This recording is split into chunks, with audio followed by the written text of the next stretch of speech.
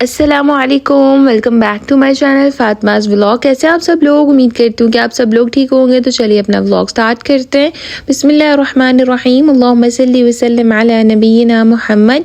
आज का ये व्लॉग मैंने ईद के दिन से शुरू किया और बिल्कुल सुबह सुबह से हम लोग यहाँ पे रेडी हो रहे थे ईद नमाज़ पढ़ने जाने के लिए। और ये जो गिफ्ट्स मैंने बनाए हैं ये तो मैंने आप सब लोगों के साथ लास्ट व्लॉग में शेयर किए थे अपने चांद रात के स्पेशल व्लॉग में। अगर आप लोगों ने वो व्लॉग नहीं देखा तो ज़रूर जाके देख लें।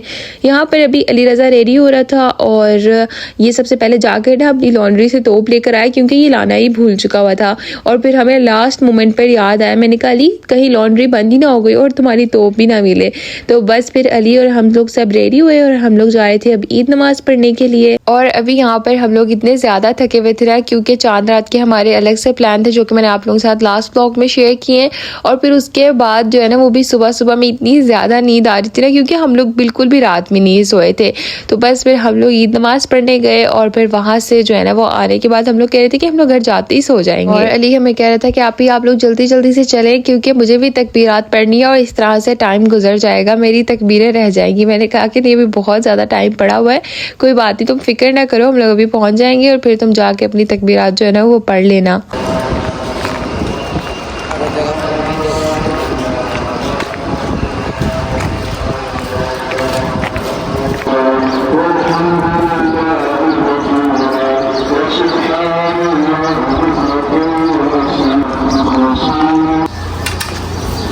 बस अभी हम लोग मस्जिद आ गए थे और हम लोग थोड़ा टाइम से ही आए थे क्योंकि अली को भी तकबीरात पढ़नी थी और फिर हम लोगों ने भी सोचा था कि हम लोग फजर की नमाज़ तो जो है वो हमने घर में पढ़ ली थी, बाकी फिर हम उधर जाके जो है ना वो अस्कार पढ़ लेंगे। एनीवेज कुछ लोगों के कमेंट्स आ रहे थे कि आप लोगों ने कुर्बानी नहीं करनी, तो अल्हम्दुलिल्लाह से हमने कुर्बानी की है, लेकिन पाकिस्तान में, सऊदी अरेबिया में नहीं की क्योंकि यहाँ के कुछ अलग टाइप के रूल्स हैं। आप घर में लेकर भी नहीं आ सकते बकरे को और वैसे भी वहाँ से लेकर आपको वहाँ पर ज़िबा करवाना होता है, हर चीज़ की बुकिंग होती है, हर एक चीज़ अलग टाइप की होती है।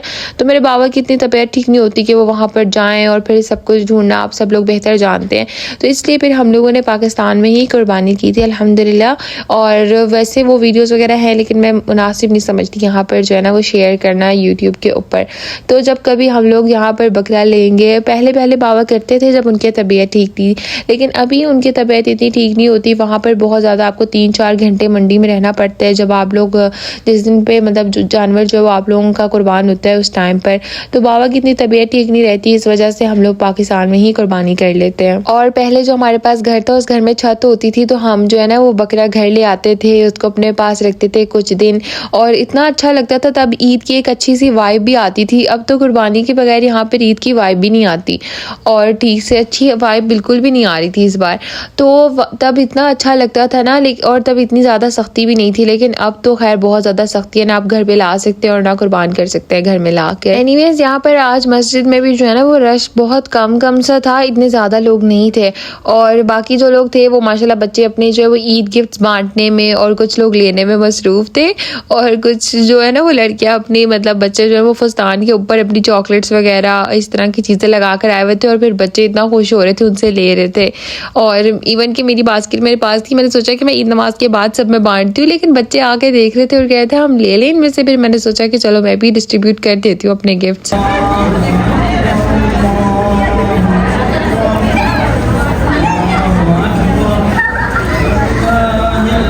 बस मैंने यहाँ पर फिर अपने गिफ्ट्स जो है वो फटाफट से बांटे। और एक चीज़ मैं आप सब लोगों के साथ और क्लियर कर देती हूँ कि मैं यहाँ पर जिनकी भी वीडियोस बना रही होती हूँ उनको पता होता है कि मैं व्लॉग शूट कर रही हूँ और बाद में मैं अपलोड करूँगी। ऐसा नहीं है कि मैं इनकी मदद से जो है ना वो विदाउट परमिशन व्लॉग रिकॉर्ड कर रही होती हूँ, सबको यहाँ पर पता होता है। ऑफकोर्स अगर मैंने मोबाइल खोला है, मैं वीडियो बना रही हूँ तो कोई भी मुझे देख सकता है यहाँ पर, तो मैं इसीलिए इनकी मदद से परमिशन लेके ही वीडियो बना रही होती हूँ।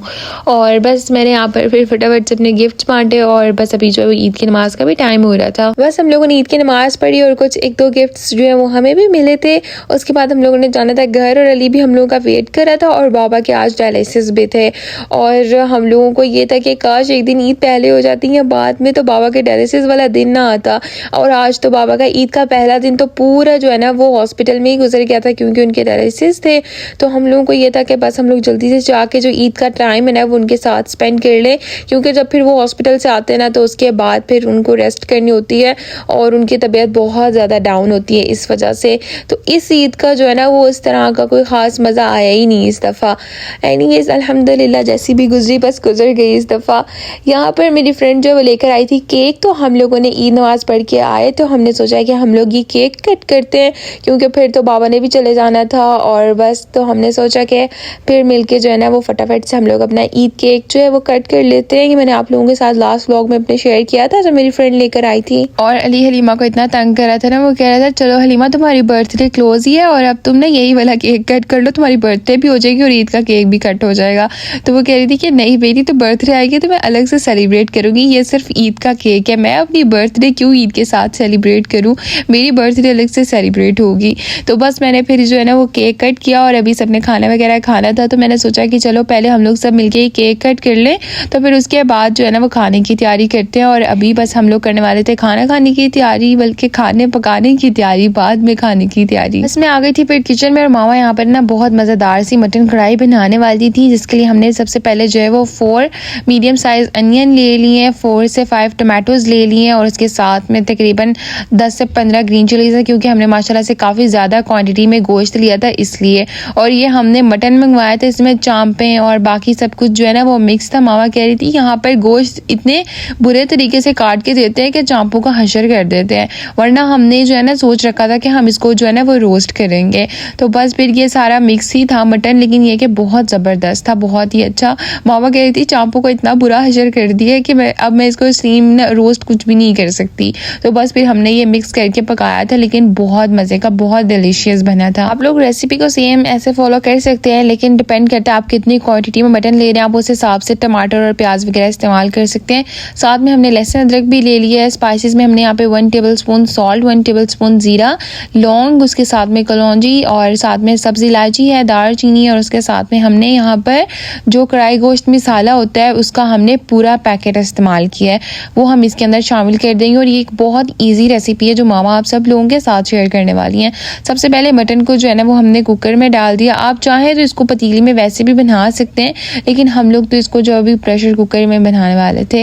ऊपर से इसके अंदर हमने प्याज, टमाटर और उसके साथ में ग्रीन चिलीज़ और लहसुन शामिल कर दिए है, जो कि हम लोगों ने इस तरह से जो है ना वो कट कर लिया था। और इसके ऊपर से जो मैंने आप लोगों को साबित मसाले और बाकी दूसरे स्पाइसेस दिखाए हैं वो सभी हम इसके अंदर ऐड कर देंगे। और बस सब स्पाइसेस ऐड करने के बाद आपने इसमें इतना पानी ऐड करना है कि मटन जो है ना वो बीच में डिप हो जाए। उसके बाद हम इसको प्रेशर लगा देंगे 30 से 35 मिनट के लिए। साथ में मामा यहाँ पर रेडी कर रही थी शीर खुरमा, और हमारे घर में जो है ना वो बाबा के कुछ फ्रेंड्स ने भी आना था सुबह में ही, तो बस हम लोग ईद नमाज़ पढ़ के आने के बाद जो है ना फिर कुछ खाने की तैयारी कर रहे थे क्योंकि फिर तो बाबा ने चले जाना था।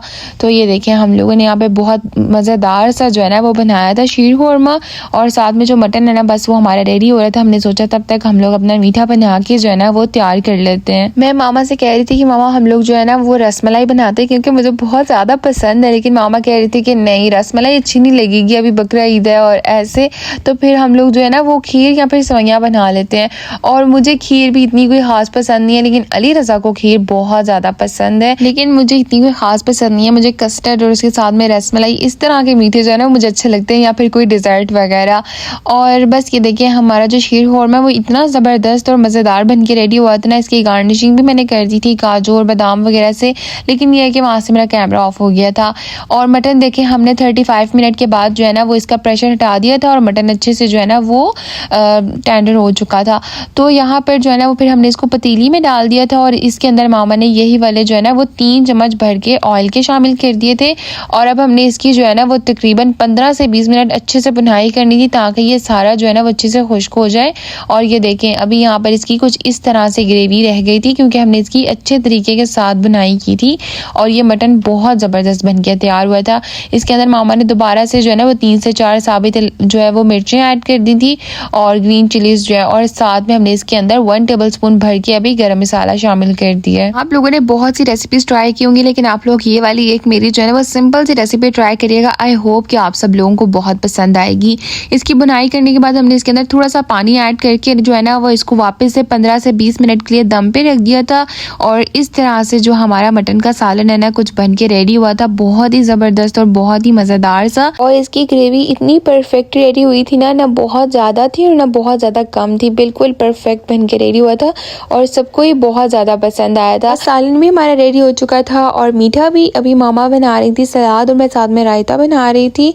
और जो मेरा ईद का दूसरा व्लॉग है ना, यानी कि जो दावत का व्लॉग है और जो मैंने और मेरी फ्रेंड ने ट्विनिंग की थी, हमने ड्रेस लिया था, वो सब चीज़ें जो है ना मैं आप लोगों के साथ इंशाल्लाह नेक्स्ट व्लॉग में शेयर करूँगी। क्योंकि अभी जो ईद का डे 1 का व्लॉग था ना, वो कुछ इसी तरह से था, क्योंकि बाबा जो है वो चले गए थे खाना खाने के बाद हॉस्पिटल, और हम सब लोग भी बस फिर खाना खाने के बाद इतना ज़्यादा सैड होके बैठ गए थे कि अब हम लोग क्या करें, बाबा भी नहीं है, मामा भी उनके साथ हॉस्पिटल चली गई है, तो हम लोग इतना अकेले हो गए थे, इतना ज़्यादा कि हमारा किसी और चीज़ का दिल ही नहीं कर रहा था कि हम लोग जो है ना वो तैयार हों या फिर ईद के कपड़े पहने। तो बिल्कुल भी जो है ना वो अच्छी सी वाइब आ ही नहीं रही थी। तो बस फिर हम लोग जो है ना वो रेडी भी नहीं हुए फर्स्ट डे में, इसलिए मैं आप लोगों के साथ वो कुछ शेयर भी नहीं कर सकी। तो इंशाल्लाह नेक्स्ट व्लॉग के अंदर आप सब लोगों के साथ फिर वो सब चीज़ें भी शेयर करूँगी, क्योंकि हर इंसान की अपनी अपनी लाइफ होती है, हर इंसान की लाइफ में जो है वो अलग तरीक़ों की मजबूरियाँ होती हैं। तो आई होप कि आप सब लोग इस चीज़ को अंडरस्टैंड करेंगे। बाज़ दफ़ा मेरे व्लॉग्स पे ऐसे कमेंट्स आते हैं कि आप तो बहुत लकी हैं, आपको जो है वो किसी चीज़ की कमी नहीं है और इस तरह।